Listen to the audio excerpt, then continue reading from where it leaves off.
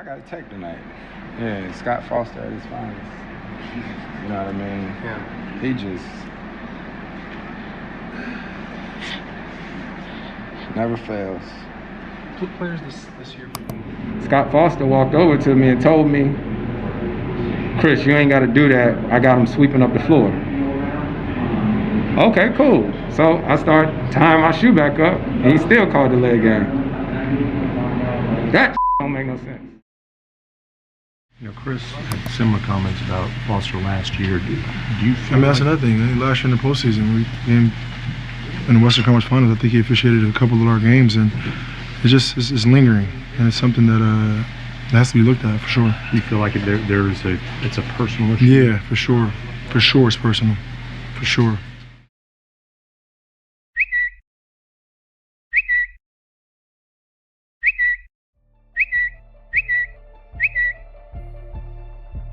The ongoing feud between NBA official Scott Foster and Chris Paul is one of the most confusing and talked about rivalries in the NBA. The lack of clarity and confirmed information, along with rumors that this feud may involve Chris Paul's very young son, is just a few reasons it leaves NBA fans curious as ever. It all started back in 2007 when Foster officiated a game involving Paul, who was playing for the New Orleans Hornets at the time. Since then, Foster has officiated numerous games involving Paul, and their interactions have scaled to lengths reaching far from the court. Scott Foster remains silent on the issue, whereas Chris has expressed his opinion on the situation in many post-game interviews.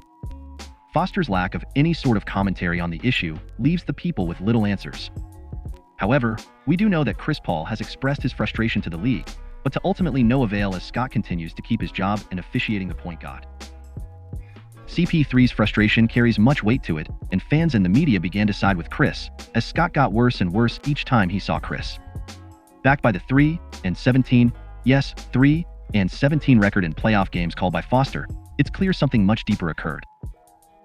The feud between Foster and Paul has also garnered opinions from other NBA players and fans. We should also note, though, the Warriors have had their issues with Foster, too. Among other things, he's the one who tossed Boogie Cousins from a game earlier this season when Boogie was on the street clothes on the bench. I mean, come on. Still, though, look at these numbers with Houston. Over the past 3 postseasons, the Rockets are 0-6 in game Foster was assigned to, and 21-7 in all other games. Wow. Come on, Jackie. I have to also note the NBA assigns officials before the start of each series. Many players have expressed sympathy for Paul, believing that he has been unfairly targeted by Foster. It's common sense that something is not adding up. And the unwarranted support to Scott from the NBA leaves fans very angry, as the obvious thing to do would be for the NBA to take a closer look at Foster's officiating in games involving Paul, along with any off-court issues, to ensure fairness and impartiality to its players. The feud took a more personal turn in 2021 when Paul revealed that the animosity between him and Foster had something to do with his son. Paul did not provide specific details about the incident, but he mentioned that it was a situation that had been discussed with the league and involved a meeting with Foster and other officials. Looking at this insane clip from the Gilbert Arenas podcast, it is revealed what caused the issue to become personal. So in the situation with his son, I believe after a game, Lil Chris was playing in the tunnel. Scott Foster in the car with the other refs rolls up to him, like honks the horn at him, yells at him, "Get the fuck out the way," and some other expletives. To a little kid. To a little kid. CP3 finds out about that naturally, like any of us would do it with our kids.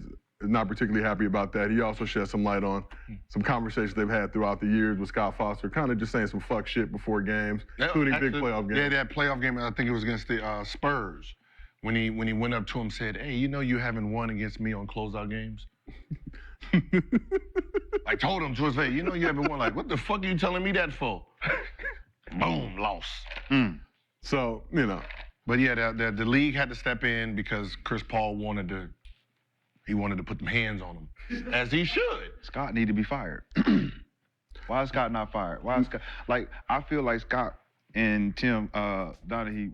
After this clip, I will continue to think Scott Foster should be away from the league and never near Chris Paul again. These are the exact situations that turn an average viewer away from the NBA and causes fans to hate a key face of the organization. This is just about where we're at today with the situation, with the two's last meeting being when Chris had a 1-year stint in Golden State. With no recognition from the league, this rivalry will continue to rewrite itself the next time the two meet. Let's hope the horrible Scott Foster stays away from playoff basketball and hangs up the whistle soon, as no resolution to the feud has been reached. Thanks for watching. Take a second to hit the like button and subscribe for more basketball content.